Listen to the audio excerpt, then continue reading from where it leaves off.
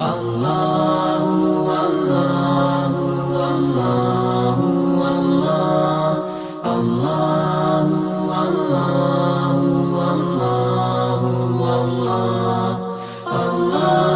علیکم ورحمۃ اللہ وبرکاتہ۔ ان الحمد للہ نحمده حمدا کثیرا طیبا مبارکا فیہ ثم نصلی ونسلم علی رسولہ الکریم اما بعد فاعوذ باللہ السمیع العلیم من الشیطان الرجیم من ہمزہ ونفخہ ونفثہ وما آتاکم الرسول فخذوہ وما نهاكم عنه فانتهوا وقال عليه الصلاة والسلام تركت فيكم أمرين لن تضلوا ما تمسكتم بهما كتاب الله وسنتي۔ ہر قسم کی حمد و ثنا اللہ رب العالمین کے لیے ہے جو ہم سب کا خالق، مالک، رازق اور مدبر ہے، اور پھر لاکھوں کروڑوں درود و سلام ہوں اس ہستی اقدس و مقدس پر کہ جن کا نام نامی اسم گرامی محمد الرسول اللہ صلی اللہ علیہ وآلہ وسلم ہے۔ نبی رحمت صلی اللہ علیہ وسلم نے اپنی امت کو فتن سے آگاہ کر دیا تھا کہ میرے بعد بہت سارے فتنے ہوں گے، جیسا کہ سیدنا عرباض ابن ساریہ رضی اللہ تعالیٰ عنہ والی حدیث ہے جو کہ مسند احمد کے اندر موجود ہے۔ صلی بنا رسول اللہ صلی اللہ علیہ وسلم صبح ذات یوم، کہ نبی کریم صلی اللہ علیہ وسلم نے ایک دن ہمیں فجر کی نماز پڑھائی، ثم اقبل علینا بوجہہ، پھر اپنا چہرہ اقدس ہماری طرف پھیرا، فوعدنا موعظة بلیغة ذرفت منها العیون ووجلت منها القلوب، ایسی بلیغ،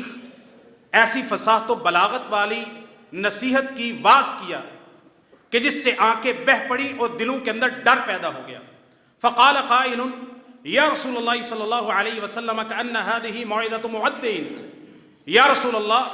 یہ تو ایسے ہے جیسے کوئی الوداع کہہ کے جا رہا ہو اور جاتے جاتے آخری نصیحتیں کر رہا ہو۔ فماذا تعهد الینا، آپ ہمیں کیا نصیحت کرتے ہیں، کیا وصیت کرتے ہیں؟ آپ علیہ الصلوۃ والسلام نے فرمایا اوصیکم بتقوی اللہ والسمع والطاعہ وان عبدا حبشیا، میں تمہیں اللہ تعالیٰ کے تقوی کی نصیحت کرتا ہوں اور اپنے امیر، اپنے حاکم کی اطاعت اور فرما برداری کا حکم دیتا ہوں، اگرچہ وہ بندہ غلام حبشی کیوں نہ ہو۔ انہو من یعش منکم بعدی فسیر اختلافا کثیرا، جو تم میں سے میرے بعد زندہ رہے گا بہت سارے اختلاف اور فتن دیکھے گا، تشدد دیکھے گا۔ فعلیکم بسنتی وسنت الخلفاء الراشدین المہدیین تمسکوا بها وعضوا علیہا بالنواجذ، جو تم میں سے میرے بعد زندہ رہا بہت سارے اختلافات، فتنے دیکھے گا، تم نے کیا کرنا ہے؟ میری سنت، میرے طریقے کو پکڑے رکھنا ہے اور خلفائے راشدین کے طریقے کو پکڑے رکھنا ہے، اس کو مضبوطی سے پکڑو، اپنی داڑھوں کے ساتھ پکڑ لو۔ وَإِيَّاكُمْ وَمُحْدَثَاتِ الْأُمُورِ، اور نئے نئے کام دین کے اندر ثواب، تقرب، اللہ کی رضا اور نیکی سمجھ کے، اجر سمجھ کے، دین سمجھ کے کرنے سے بچو، کیونکہ ان کل بدعۃ ضلالہ، ہر بدعت دین اسلام کے اندر، ہر نیا کام بدعت ہے اور ہر بدعت گمراہی ہے، اور گمراہی انسان کو کبھی جنت کے اندر لے کے نہیں جا سکتی، گمراہی جہنم کی طرف لے کے جاتی ہے۔ نبی رحمت صلی اللہ علیہ وسلم نے فرمایا انی ترکتکم علی مثل البیضاء لیلها ونہارها سواء، ابن ماجہ کی روایت ہے حسن درجے کی۔ آپ علیہ الصلوۃ والسلام نے فرمایا میں تمہیں ایسی ملت پہ چھوڑ کے جا رہا ہوں جو اتنی چمکدار، روشن، اس طرح سفید ہے کہ جس کی رات بھی اس کے دن کی طرح روشن اور سفید ہے، کوئی کجی نہیں ہے، کوئی تنگی نہیں ہے، کوئی اندھیرا نہیں ہے۔ رسول اللہ صلی اللہ علیہ وسلم نے فرمایا، صحیح بخاری مسلم کی حدیث ہے، جاءت الملائکۃ الی رسول اللہ صلی اللہ علیہ وسلم وهو نائم، آپ علیہ الصلوۃ والسلام کے پاس فرشتے آئے جبکہ آپ علیہ الصلوۃ والسلام نیند فرما رہے تھے۔ فقال بعضهم انه نائم وقال بعضهم ان العین نائمۃ والقلب یقظان، ان میں سے بعض نے کہا فرشتوں نے یہ تو سو رہے ہیں، ان سے ہم بات کیسے کریں گے؟ فرشتوں کے بعض نے کہا ان کی آنکھیں سوتی ہیں، ان کا دل بیدار رہتا ہے۔ یہ رسول اللہ صلی اللہ علیہ وسلم کا باقی تمام انسانوں میں سے خاصہ ہے کہ ہم سوتے ہیں، ہمارے خواص بھی سو جاتے ہیں، آنکھیں، کان، دل، سوچ و فکر سب کچھ ختم ہو جاتی ہے۔ نبی کریم صلی اللہ علیہ وسلم کا یہ خاصہ ہے کہ آپ علیہ الصلاۃ والسلام جب نیند اور آرام فرماتے تھے، آپ کی آنکھیں آرام فرماتی تھی، جسم آرام فرماتا تھا، لیکن رسول اللہ صلی اللہ علیہ وسلم کے حواس جاگتے رہتے تھے، بیدار رہتے تھے، آپ کا دل نہیں سوتا تھا۔ فرمایا ان کے لیے مثال بیان کرو۔ مثال کیا ہے؟ مثلہ کمثل رجل بنا دارا، ان کی مثال ایسے شخص کی طرح ہے جس نے ایک خوبصورت گھر بنایا، فبعث داعیا، اس کے اندر وجعل فیہا معدبا وبعث داعیا، اس کے اندر ایک بہت بڑی دعوت کا اہتمام کیا، ایک بلانے والے کو بھیجا کہ لوگوں کو دعوت دے کے آئے، ایک دائی کو بھیجا۔ جس بندے نے اس دائی کی بات پہ لبیک کہا، داخل الدار، اس گھر میں داخل ہوا، وَأَكَلَ مِنَ الْمَعْدُبَةِ، اور دسترخوان سے دعوت سے کھایا، وَمَن لَمْ يُجِبِ الدَّاعِيَ، اور جس نے دائی کی دعوت کو قبول نہیں کیا، لَمْ يَدْخُلِ الدَّارِ وَلَمْ يَأْكُلْ مِنَ الْمَعْدُبَةِ، نہ وہ اس گھر میں داخل ہو سکتا ہے، نہ وہ اس دسترخوان سے، اس کے نعمتوں سے، اس کے کھانے طعام مشروبات سے لطف اندوز ہو سکتا ہے۔ پھر مثال کے لیے کہا فرشتوں نے ان کی تعبیر بیان کرو کہ اس مثال کی تعبیر کیا ہے۔ فرشتے کہتے ہیں فدار الجنہ، وہ جو گھر تھا وہ مثال کے اندر گھر سے مراد جنت ہے۔ والداعی محمد فمن اطاع محمدا فقد اطاع اللہ ومن عصى محمدا فقد عصى اللہ۔ اس مثال کے اندر اس گھر سے مراد جنت ہے، اس جنت کی طرف بلانے والی ذات اور ہستی محمد کریم علیہ الصلاۃ والسلام کی ہستی ہے۔ جس بندے نے نبی پاک صلی اللہ علیہ وسلم کی بات مانی اس نے اللہ کی بات مانی، جس نے رسول اللہ صلی اللہ علیہ وسلم کی نافرمانی کی اس نے اللہ کی نافرمانی کی۔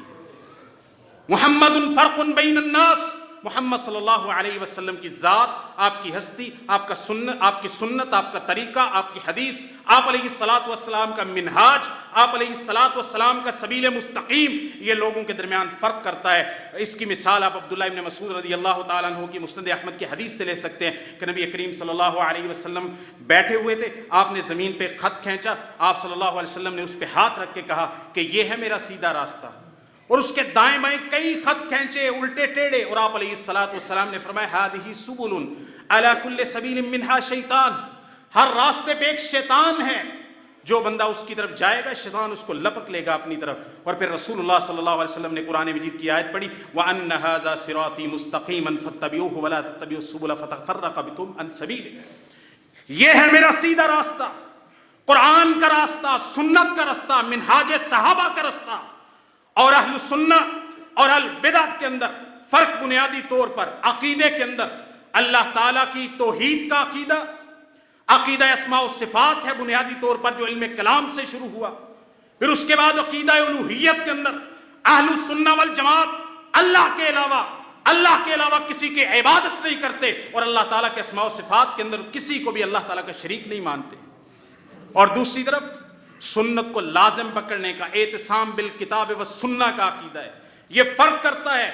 اہل الزیغ و دلالہ اور اہل السنہ کے درمیان، اور یہی ہمارا تمیز رہا ہے، یہی ہمارا امتیاز رہا ہے۔ امام مالک علیہ الرحمہ جو کہ مصنفین کے اندر سب سے پہلے اہل الحدیث کے مصنف ہیں، جنہوں نے ایک مرتب طریقے سے اہل الحدیث کا منہج لوگوں کے سامنے رکھا، پھر ان کے شاگردان آئے، پھر امام بخاری علیہ الرحمہ نے تو کمال ہی فرما دیا، پھر ان کے بعد دوسرے محدثین آئے۔ آج بھی دنیا کے اندر اہل الحدیث، اہل السنہ،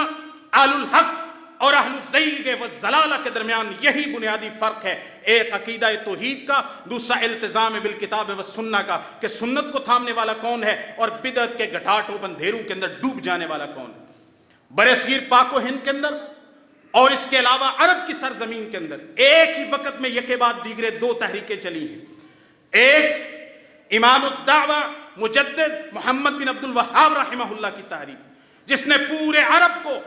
جزیرۃ العرب کو، رسول اللہ صلی اللہ علیہ وسلم کی سرزمین کو شرک سے، بدعات سے، خرافات سے، قبوں سے، جبوں سے اور قبروں کی پرستش سے پاک کیا ہے۔ اور دوسری مقدس ترین تحریک اس سرزمین کے اندر تحریک شہیدین ہے، تحریک شاہ ولی اللہ ہے جس نے آ کے برگوبار پیدا کیے، اور آج تک ہم ان کے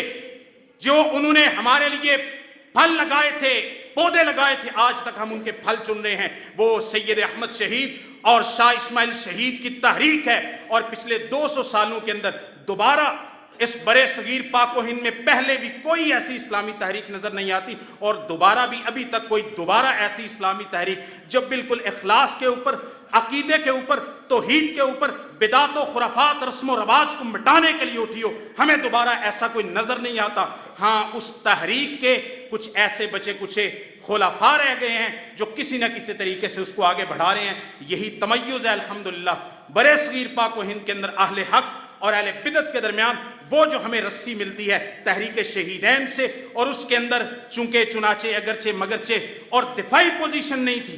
بلکہ اس میں اقدامی جہاد تھا، سکھوں کے خلاف، انگریزوں کے خلاف تلوار کا جہاد تھا تو اقدامی تھا، اور اہل بدعت کے خلاف بھی اگر زبان کا اور قلم کا اور تبلیغ کا بھی واس تھا تو دفاعی پوزیشن کے اندر نہیں، معذت خانہ انداز میں نہیں تھا، بلکہ بالکل آگے چڑھ کے فرنٹ فٹ پہ آ کے انہوں نے کام کیا ہے۔ اللہ تعالیٰ ہمارے اس تمیز کو برقرار رکھے اور ہمیں اس تحریک کے طور پر اس کو آگے لے کر چلنے کی کوشش کرے۔ ایک عقیدہ توحید اور دوسرا رسول اللہ صلی اللہ علیہ وسلم کی سنت، اگر ان دو چیزوں کو تھام لے قرآن اور سنت کو، بندہ فتنوں سے بچ جاتا ہے، ورنہ فتنوں کا دور ہے۔ رسول اللہ صلی اللہ علیہ وسلم نے فرمایا میں سب سے زیادہ اپنی امت پر جس چیز سے ڈرتا ہوں، شرک کے اصغر کے بعد وہ گمراہ کرنے والے پیشوا ہیں، وہ گمراہ کرنے والے ائمۃ المضلین ہیں، آج کل پھر رہے ہیں۔ علماء کے ساتھ تمسک ہے، جہابذہ کے ساتھ، علماء کے ساتھ جتنا جڑے رہیں گے فتنوں سے دور رہیں گے، علماء سے کٹ جائیں گے، پھر چھوٹے چھوٹے دجال کے پچونگڑے بھی، کوئی انجینئر بھی، کوئی اس طرح کے لوگ بھی آپ کو لپک لیں گے، شیطان کے چیلے، اور جو پھر اس چھوٹے موٹے چیلوں کے ہاتھ میں آ گیا وہ پھر دجال بڑے کے فتنے سے کیسے بچ سکتا ہے۔ اللہ تعالی ہمیں عمل کی توفیق عطا فرمائے۔